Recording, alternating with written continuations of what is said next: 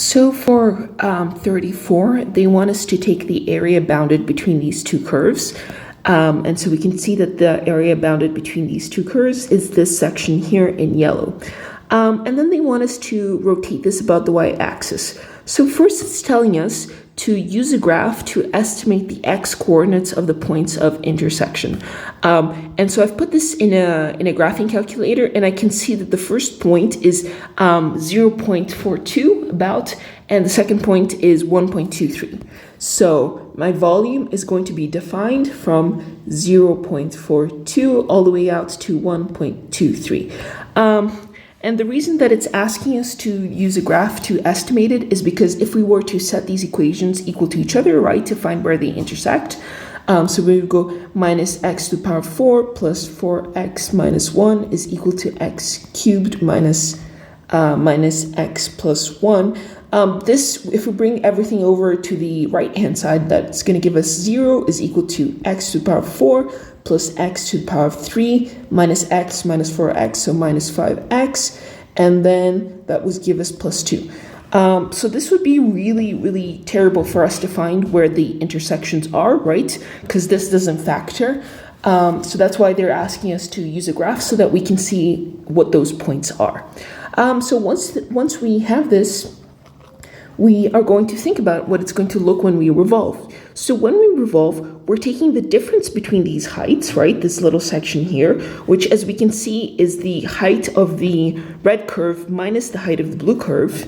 So we take that difference and then we rotate it about the y-axis, like so.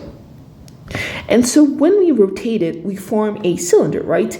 And if we think of unwrapping the cylinder as if it were an infinitely thin sheet of paper, the cylinder does have an area, right?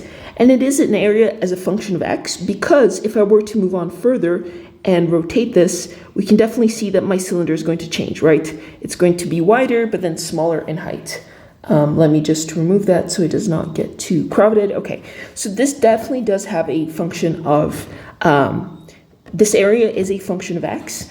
And so we can see here that our volume is basically going to be the sum of all these areas from that first point to the last point. So we're going to say that our volume is the sum of our ax dx. So we're adding all these cylinders. And basically all we have to do here is find an expression for these cylinders, right? Oops. If I can express these cylinders in terms of x, then I can add them all up and get my volume. So we're going to begin here with our height. And as we saw before, our height is just the red curve minus the blue curve, right? And so this is going to be the red curve, which is minus x fourth plus 4x minus 1, and then minus the blue curve. So minus x cubed minus x plus 1. So if we simplify this, this is going to give us, let's see, minus x to the power of 4 plus 4x, and then minus 1, that's going to give us, actually I'm just going to expand this all out and then I'll put it all together. Minus x cubed minus plus x, and then minus 1, which is equal to minus x to the power of 4 plus 4x plus x gives us plus 5x minus x cubed minus 1 gives us minus 2. So this here is our expression for the height, right? And remember that area is base times height. So we do have an expression for the height here, which is this polynomial. Let me see if my math is correct. Yes, my math is good. And then from here, we want to be able to find the base, right? The base here is going to correspond to the base of my cylinder. And so we can see here that this is just the circumference of a circle, right? And any circumference is given by 2 pi r, but we don't want it in r because we're integrating with respect to x. So what we're going to do here is we're just going to find this radius in terms of x, and we can see here that the radius is basically just going to be wherever I'm at on my x-axis, right? Like, let's pretend that this point is 0.5 here on my x-axis. So here would be 0.5. Then, well, this radius would just go the distance from 0 all the way out to 0.5. Similarly, if I were at this point 1.23 on my x-axis, my radius here would be 1.23, right? I would take this point and I would revolve it like so.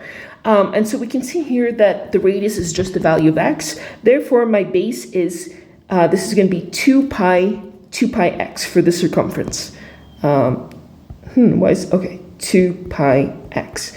And so my area, now that I have this, so my area is going to be base times height, right? Which is going to be 2 pi x times, and my height is minus x to the power 4 plus 5x minus x cubed minus 2. All right, so once I have this, I have an expression for my area, right? And this is going to be, in this expression here, whenever I plug in a value of x, it's just going to give me the corresponding area for that cylinder. And so my volume is just the sum of all these cylinders. So I'm going to be summing up, maybe I'm going to copy this. I'm going to be summing up this guy right here. So I'm going to move that right so. Okay, so once I have this integral set up, I am going to put this in a calculator, right? Because it asks us to use a calculator to estimate the volume. So it does not want us to integrate this by hand. And so if we put this in a calculator, it is going to give us, I'm using the calculator Symbolab for the definite integral, and this is going to give us approximately 3.17. And so that's what we get when we take the area between these two curves and we revolve it about the y-axis to get a volume.